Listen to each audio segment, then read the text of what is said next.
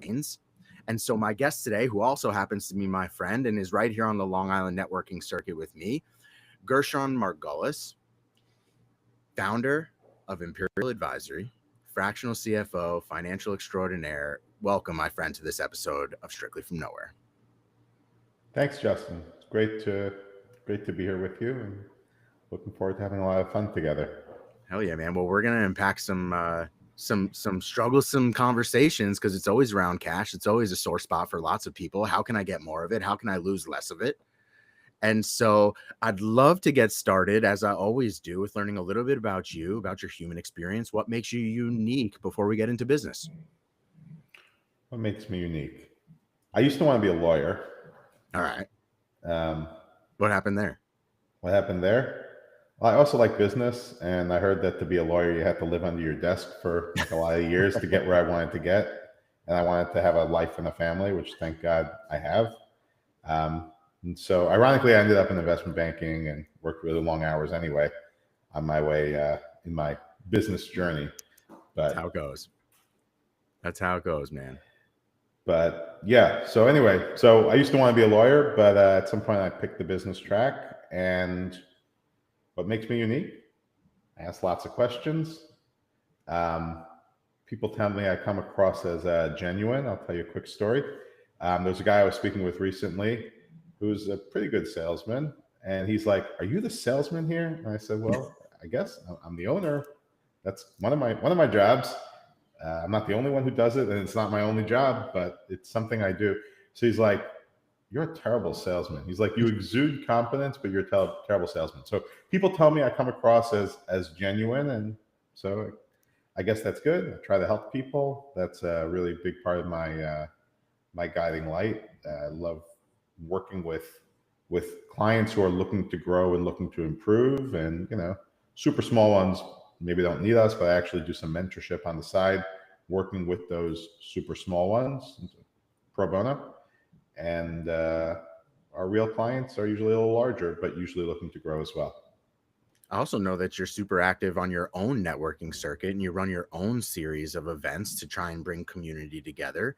And so alongside of your own mentorship experience and whatever pro bono work you're doing, you're trying to lift up your local community too. That definitely makes you unique. Yeah, we try. Opportunity presents itself. As I always tell my kids and my wife and lots of people I know, be the change you want to see in the world. So there was an opportunity. It was something that I was looking for, that other people were looking for, to get together and collaborate. Shout out if there are business owners out there. We always have a lot of fun at our various networking events here on Long Island. So reach out. I've been to one. Yes. And you want to plug it? You want to plug it? Drop the name. Sure. South Shore Executive Network is a small, intimate event that we host here on the South Shore of Long Island.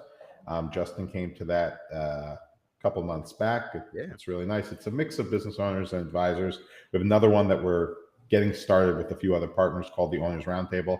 And the idea of both of them is really bringing business owners together there's some slight nuances and differences between the two, but bringing business owners together to collaborate on the issues that keep them up at night.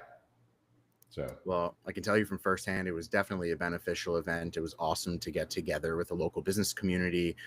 Usually I'm further out east on Long Island. This was much further west on Long Island, so a little bit more convenient to pull from like the Brooklyn community and Five Towns community, and that was really fantastic. So I implore that whoever's local maybe attend some of those events.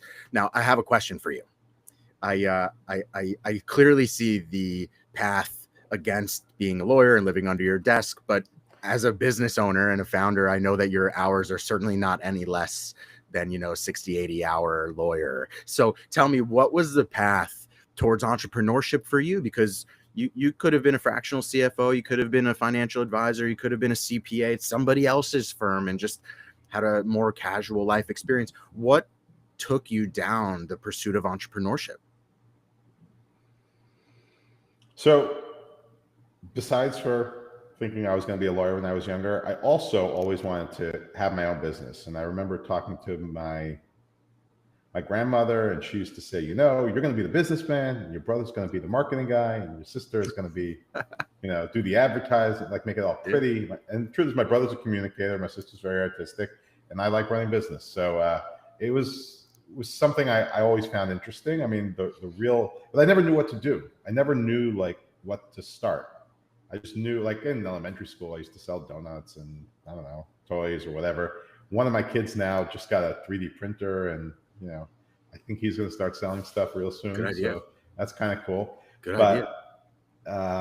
So how, but what really happened was, I got married, I went to school, I did all these things, and I needed a job. And so I went and I got a job, like you said, and I really thought I had it all laid out for me, and I would just kind of, be there. And at one point, I was in investment banking. I ended up at a government role, and it was like, you're not going to grow as much, but slow and steady. You work your 9 to 5. I'd be home at 6:30 every night, have that Long Island Railroad commute, and, okay, I'll do the fun stuff on the side. But, the job didn't end up working out, and I was just done. I'm like, I'm not going back to look for another job, and I don't want to do this anyway. I never, I could have gone back to look, but I wasn't interested. So I asked my wife if it was all right if I tried. And I had been doing consulting on the side anyway. So I knew that there was opportunity there. Sure. And I asked my wife, and I always like to say I asked her, and she said it was okay. I don't know if she agreed, but she said it was okay. And, I remember that's what I decided to do. And so I had some clients from beforehand and found some new clients. And eventually we'll give Compel a plug. I met my first partner at Compel. His name is Bob Doyle. Google him. He's the CEO of a major Long Island. He was the CEO, and prior to that, CFO of a major Long Island company. He was actually at that company since before I was born, for context. But he's big stuff here on Long Island. And so I met him. He was hanging out. He loves Steve Ramarini. He was almost I would say like a disciple. In Judaism, they have this idea that there's teachers and there's students, and like there's sometimes when you study the Talmud, like there's certain, maybe less the Talmud, maybe like a little more recently, there's this concept of like someone who's sort of your teacher, but also your friend. Like you could be peers, but you really look up to them. So that's how I remember talking to Bob. He loved this stuff. And so Steve invited him to come to something at Compel. Bob was there. And Bob, again, had been in Steve's groups, from when he was running his company.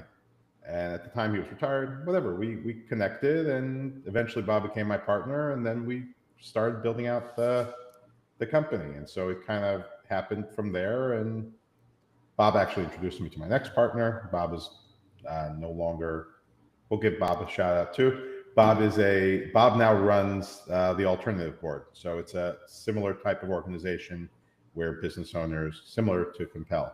So we're interesting business owners. They have external boards of advisors and coaching and another. So they both, but Bob really liked it, like obviously, because he liked it when Steve was running it, when he was in the groups, and he liked it afterwards when he was retired, and now he's running a similar business. Amazing. Well, it brings me into my next question, which is, part of any business is finding the next customer.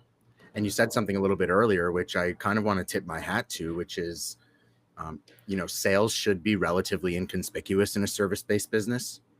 Like in reality, you have nothing to really sell anybody on. So that gentleman that said, "Are you the salesman here?" and you're not a very good salesman, likely maybe became a customer or some situation there, because your genuine aspect of just trying to help people through their moment, your consultative nature, your unassuming experience as you're trying to build value for people before they even sign any paperwork, that's as good of a salesman as you could possibly be, right? Like what somebody expects is you're going to shove a deal down their throat, that you're going to hold them to the line and push paperwork and implore to them why you're the next best thing.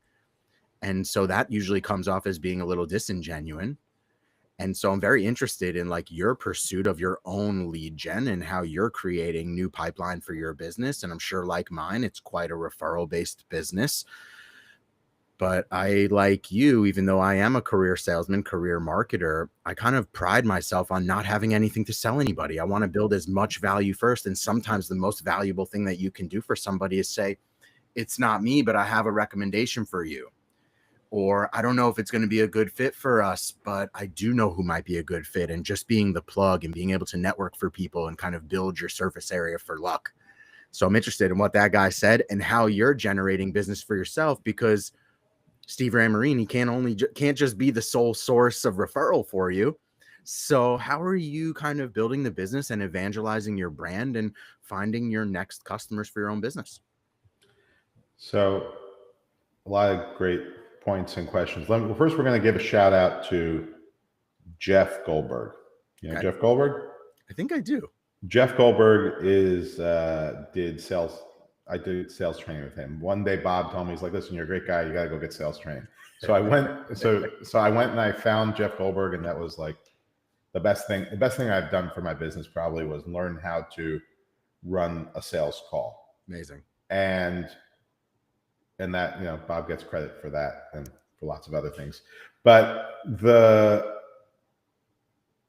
one of the things that Jeff taught me, and Jeff, again, he's a career salesperson and sales manager. Ultimately, he's been doing sales management and training, etc. But one of the things that Jeff taught me was that he's more eloquent than I am, but basically the idea of a sale is it should be the logical conclusion that the next step is they want it. Like, it's not about getting someone to buy something.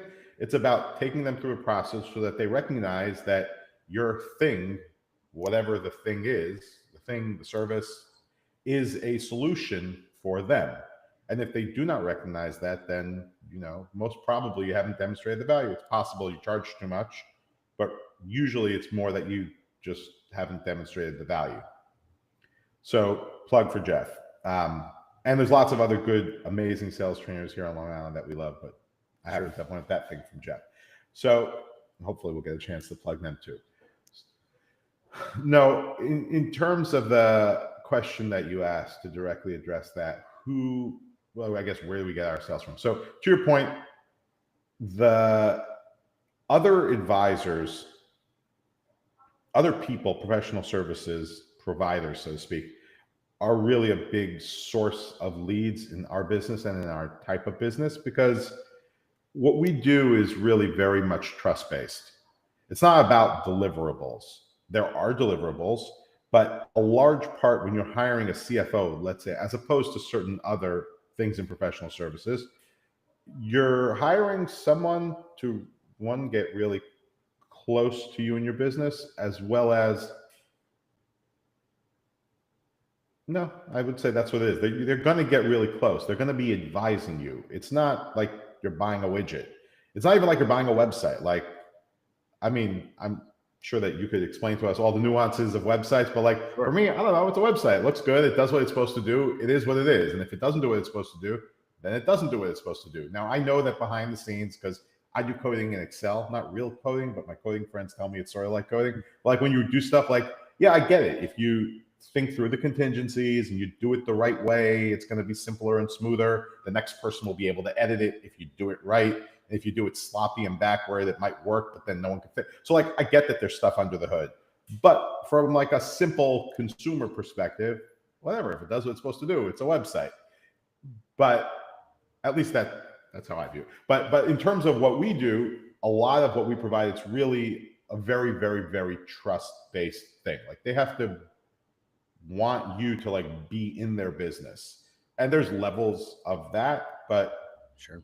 So therefore, and I'm sure it's true in your business as well, but a lot of what we do ends up being largely referral based. So we do have different channels, and I mean, I'll give you one example, but even this is a referral. It's the same concept.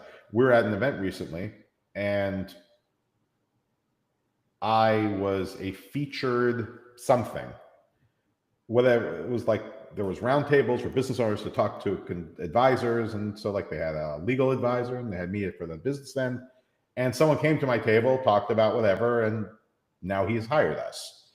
it's a small thing for now and whatever. But he hired us because he knew the guys who put on the show and they vouched for us. Right. So even that, where it's not public speaking, but conceptually it's like public speaking but like we were put up as an expert by someone else. So it's really a big part. It's a long way of saying a transfer of trust is a big part of it.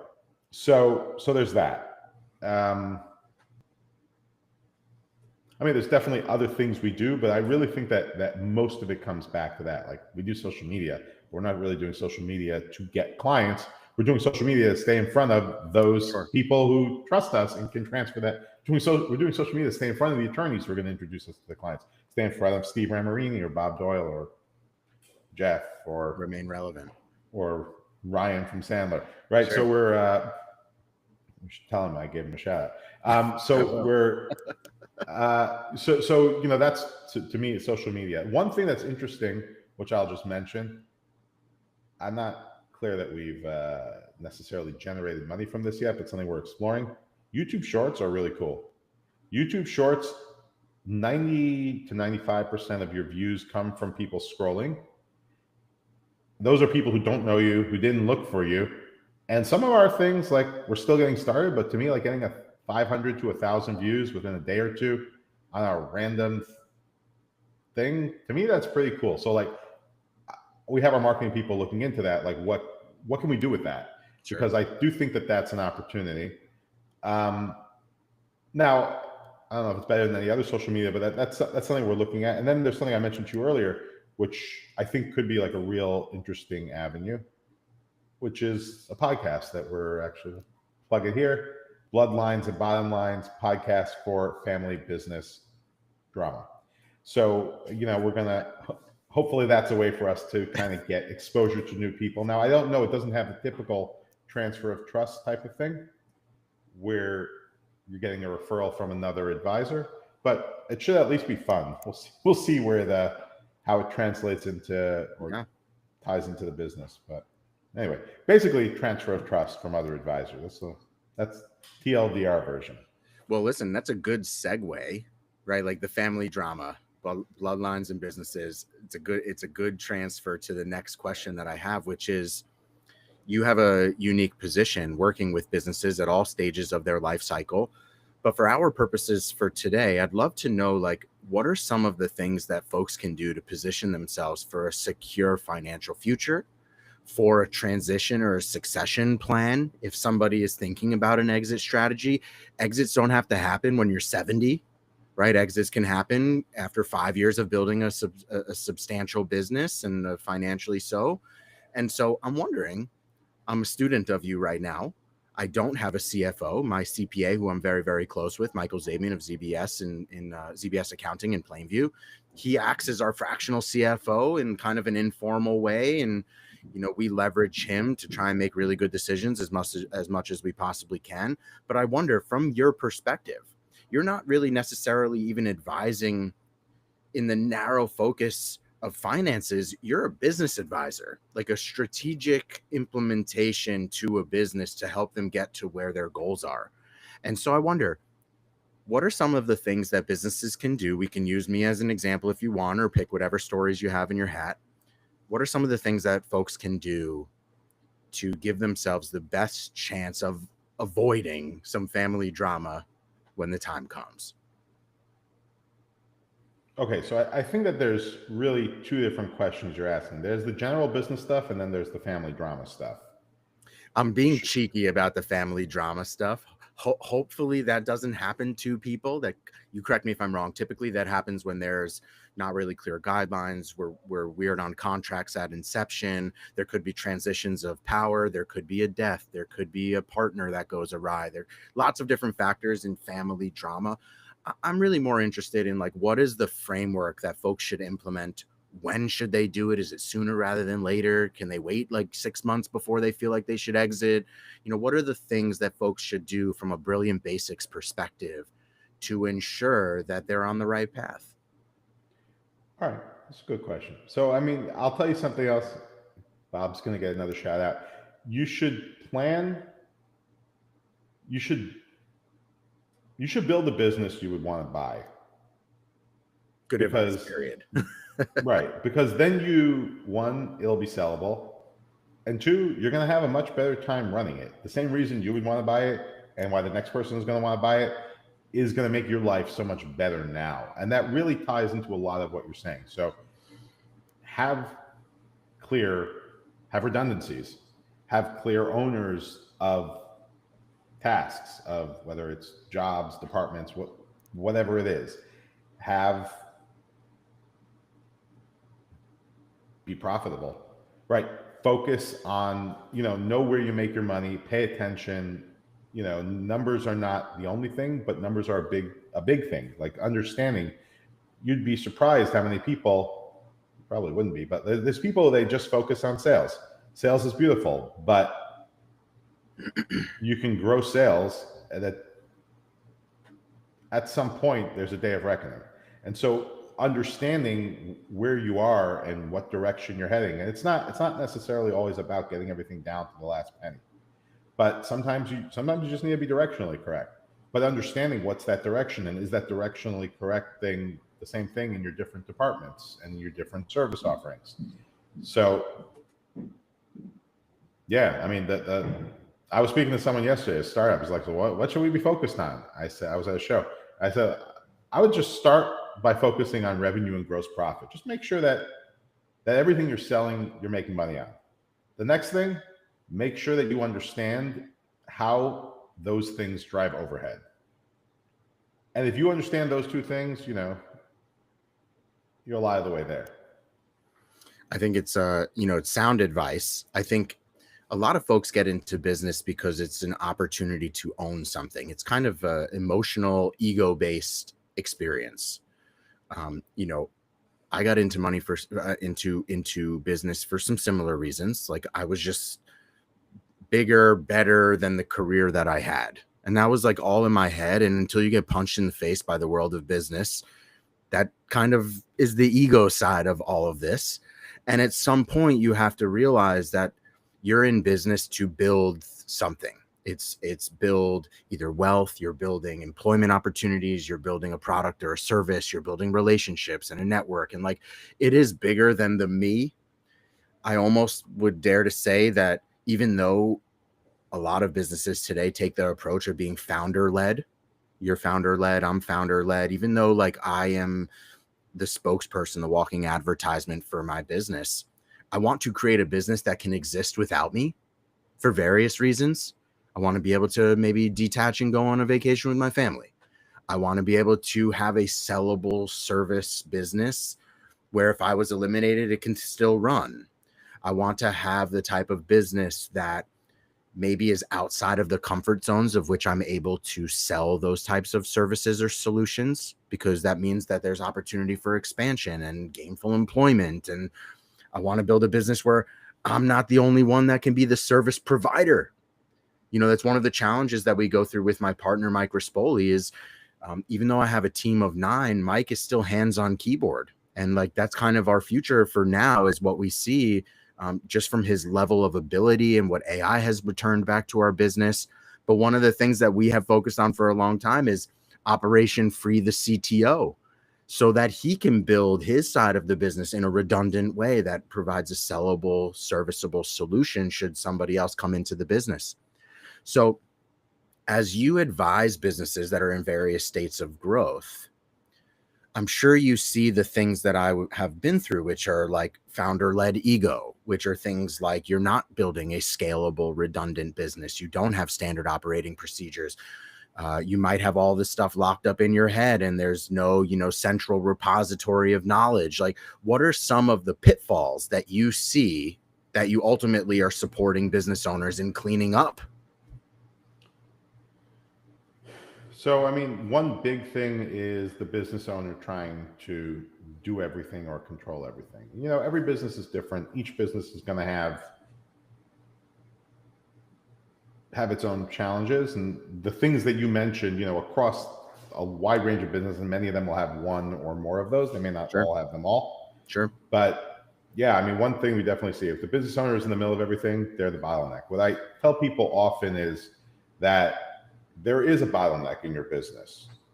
I don't know what it is, you know what it is, but right. The bottleneck is the size of your warehouse, the amount of capital you have, the speed at which you can bring on the type of staff you need in order to take on the type of projects you want, whatever it is, or brain space in your head. So there is a bottleneck somewhere. And what we have to do really is to optimize, to understand what that bottleneck is. And maybe it's your ability to execute, right? It's forget your COO's ability, right? Sure. It's like, the weakest link. There is a weakest link somewhere, or there is a bottleneck somewhere. So a big part of my approach to businesses and to growth, but it's not really even just growth as well as optimization, is to understand, dig deep and understand what is that bottleneck. And so for you, what you're describing, your bottleneck, your bottleneck may be your CTO, right? Your partner and CTO, if he could grow the business by freeing himself up, then him not being free then becomes the bottleneck. Unless, maybe money's the bottleneck. You say, we only have enough money for X. And if we want to invest in Y, Z, and A, then he needs to be, hands on the keyboard, because we can't hire someone to replace him, or we can't hire someone good enough to replace him. So again, it really all goes back to what is scarce, what is the most scarce, and then optimizing around that. I mean, in general, we tell clients all the time, go get yourself an assistant. That's like the first role you should be hiring for. And I learned this actually from a guy named Paisley Demby, who give another shout out. Paisley Demby worked for many years, and maybe still does, for Goldman Sachs 10,000 Small Business. I heard him say this before COVID at something like LaGuardia College or something, where they were giving a teaser class for that. And I met some great people there. And then I've heard him speak since then. But it's that admin role. And, if you watch Suits, like Donna, right? There's a range of where an admin can be, but and the progression and all that. But having someone who can take that stuff off your plate is like the quickest, cheapest way to free up your bandwidth. You, the executive, the partner who has there's something better you could be doing than, even like we were talking before about about editing the podcast. Imagine if you had someone who you were paying, I don't know, $100 an hour to edit and deal with the podcast. You could do you can do an extra podcast every day. Totally true. Right? What's the value? So $100 to get another podcast out there? Okay. You have to decide. Maybe you enjoy it and that's your creative outlet. But the idea is that there's always something there, and it's about understanding what are those things. Some things are more expensive to outsource. Some things are less expensive. Some things are more critical. Some things you can't. But these are the things that we look at when we're dealing with a lot of businesses, and particularly when they're looking to grow. It's like, which is the first thing that we can address? Because sometimes it's like, well, we don't have enough room in our warehouse, we can't do more. It's like, that's true, but you could do less of the stuff that doesn't sell, and then you could sell more. You just can't have more stuff in your warehouse. So the warehouse is the bottleneck, but that doesn't mean that the warehouse is the bottleneck to sales. The warehouse is the bottleneck to bringing more stuff in, so get rid of the garbage. And then your warehouse will still be the bottleneck, but you'll be selling more profitable stuff or more of the right things, et cetera.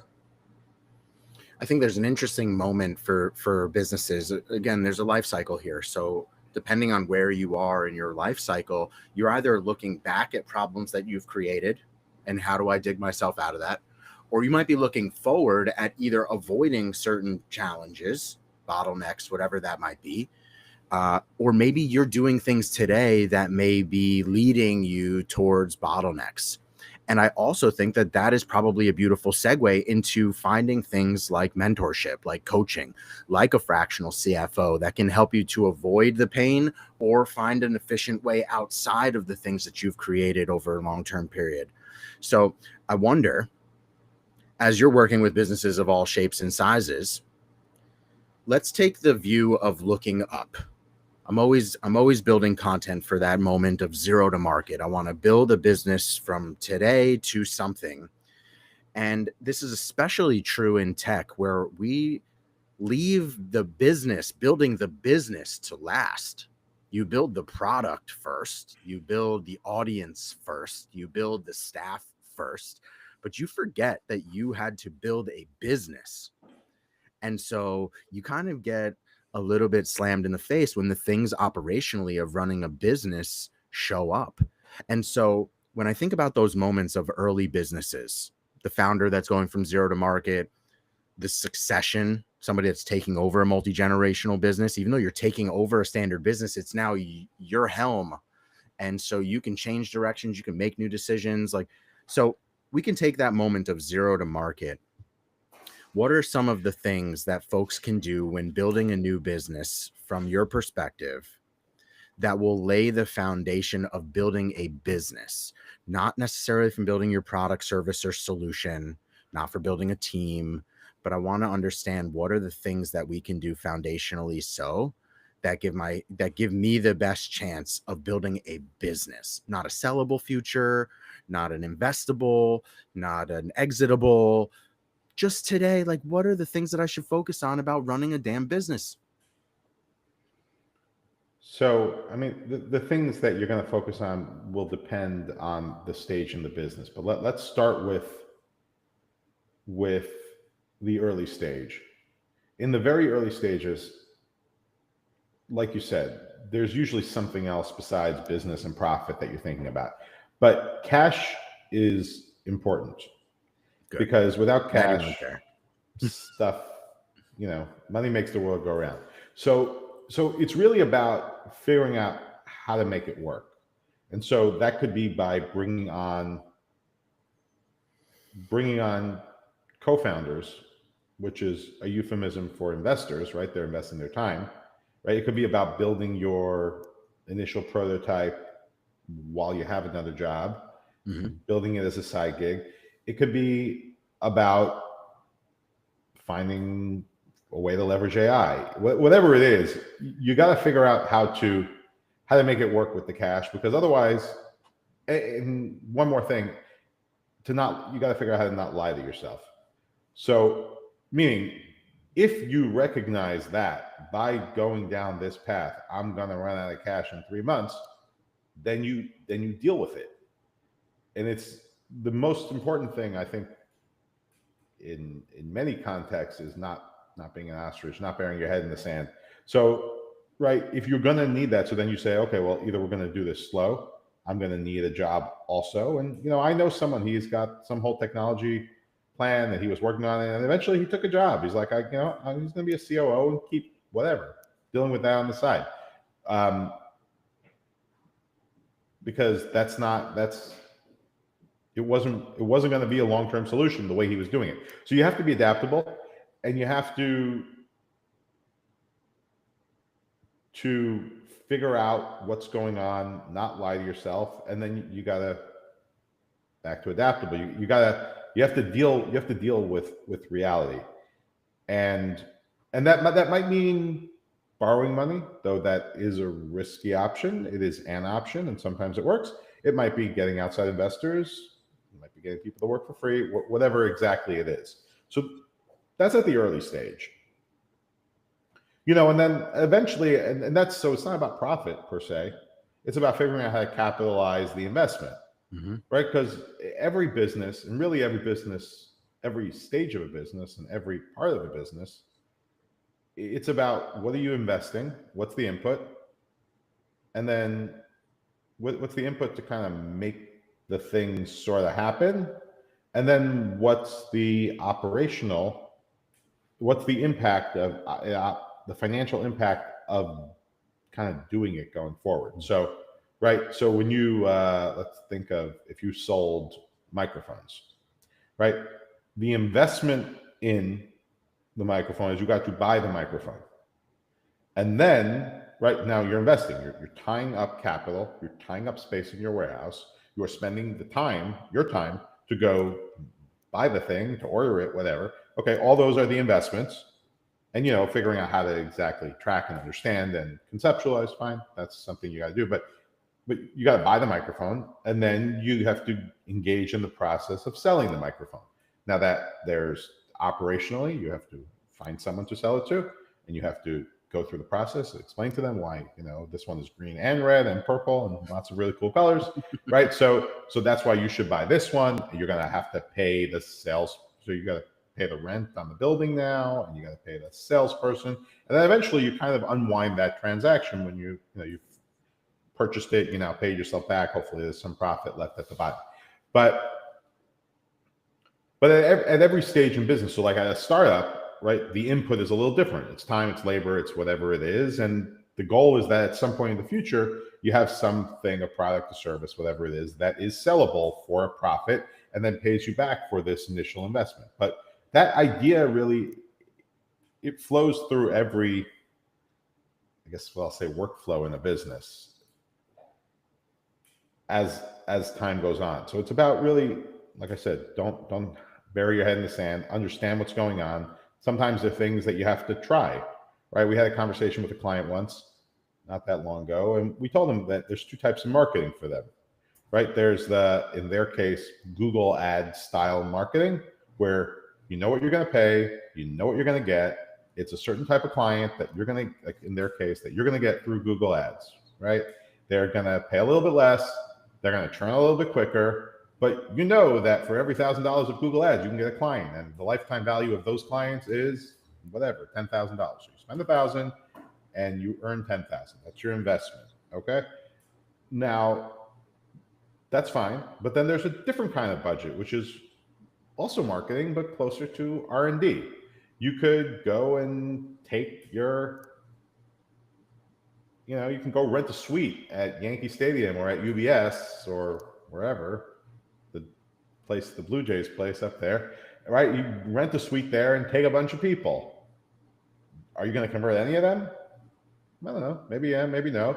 And if you don't, you could rent a suite again next year and take the same people. Are you going to get any of them? More likely.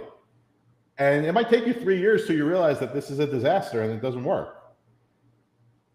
But that's what I would call more like the R&D type of marketing.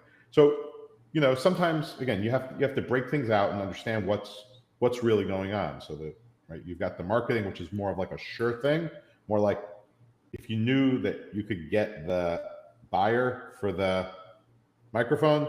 So that's not a complicated, risky transaction to buy the phone and then find the buyer, right? That's more like the Google marketing thing I described. And then there's a different type of transaction which is more speculative. And so startups sometimes have to engage more in that speculative stuff till they find what's called, product market fit or whatever. Like sometimes you build. And if you build enough and you try it enough times in enough different ways, you'll find something that works. Probably. You might run out of money first. So that goes back to those other conversations of how are you making that work. But anyway. What I find really interesting, and we just use me as an example always. I only have my stories, and of course I know a couple of others, but in our earliest days of trying to leave our careers behind and pursue this business full time, in order for us to feel secure in leaving our jobs behind, we took out an SBA loan. And in hindsight, I think I just posted a long article about it the other day on LinkedIn. In hindsight, the right move for us at the time would have been to free my partner, because we had more labor than we had pipeline. I had more closed deals than I had new opportunities. The right move would have been to free him alone, allow me to continue at my job till performance tanked, till the pipeline was so full that I just couldn't balance both, till there was so much profit in the business where it was a comfortable transition, rather than take on a significant amount of debt. And so even though the SBA loan was an interesting route, and I don't really have regrets as far as moving away from my career and jumping in with both feet and just like taking this all on the chin, I would say like the first 2 years of running this business with that wet blanket over our faces, trying to figure out how to find profitability while carrying debt, was brutal. And like we didn't have the knowledge of running a business. We had the knowledge of our skills. and the things that we were selling as a business, as a service model. And so you can use me as an example. One of the contrarian pieces of advice that I often give, especially to founders who are exiting careers and moving into their business, is stay at your job for significantly longer than you think you need to if your option is either take on outside funding, take on loans, and take on debt, putting business expenses on credit cards, like doing things that are going to prevent the business from being profitable too soon. It's one thing to establish a business and take on strategic outside investment, and the goal is to use that investment to find profitability. It's another thing to build a business on top of debt, on top of blood money debt, which is easier to get but harder to get out of. And so our own, call them mistakes, now we run a very profitable, very solid business, but like that took a lot to get through, a lot. And a lot of we're not profitable, like we got to cut our own incomes, like tapping into savings, doing all sorts of funky stuff that we had to do independently from the business to just stay alive. So take it from me, there are things that you should consider doing at the very beginning of building a business that feel a little bit contrarian. Most people are excited to run into business, but you can open the business, run it as a side hustle, bring on early talent that allows you to kind of hedge your bet, maybe helps you to find new business, helps you to perform the service, helps you to run the store, whatever it might be, so that you yourself are not a burden to the business. You're your business's most expensive asset or most expensive expense. So coming a full circle back to managing your overhead, managing your gross profit margin, like the bigger aspects of running a business to provide you with a financially secure moment and future. We didn't do those things early on. And so in hindsight, if I start new businesses today, there are things that we do differently. There are things that I advise differently. I work with a lot of different founders that are looking to exit careers and build businesses. And I often say, hold up, like until you are fully revenue sound, until you have profitability and you're pulling your paycheck from profit, not from revenue, slow down. Think about doing other things that are investments into your business, but that don't hemorrhage the business. And so that all comes from my experience. And I wish I consulted, with mentors, with coaches, with financial advisors, with CFOs, with whoever, before we actually made the move of kind of taking on debt that was just like painful to carry for a really long time. And we'll continue to carry that until the SBA term runs out, but figured out a way, of course, to profitability above and beyond that pressure. So this brings us full circle. I am certainly a student of this moment, and you and I have our personal connection together, and I'm always asking questions, and I'm a student of what you're building. And I think we cross paths in some really interesting ways as far as what our clients need from us as service providers. But Gershon, I can't thank you enough, not only for your excellence, for your competency in the space, but also for just being a contributor to the community and how the next generation of business owners is trying to stand up here on Long Island. So I thank you for being an in-person friend of mine. But I also thank you for joining this episode of Strictly from Nowhere. It will live legendary. And I appreciate you very much and wish you forward to extraordinary. Thank you very much. It was an honor to be here with you, Justin. And I look forward to hanging out in person as well very soon. In the very near future, man. Gershon, thanks a lot. Be well, huh? Yeah. Thank you.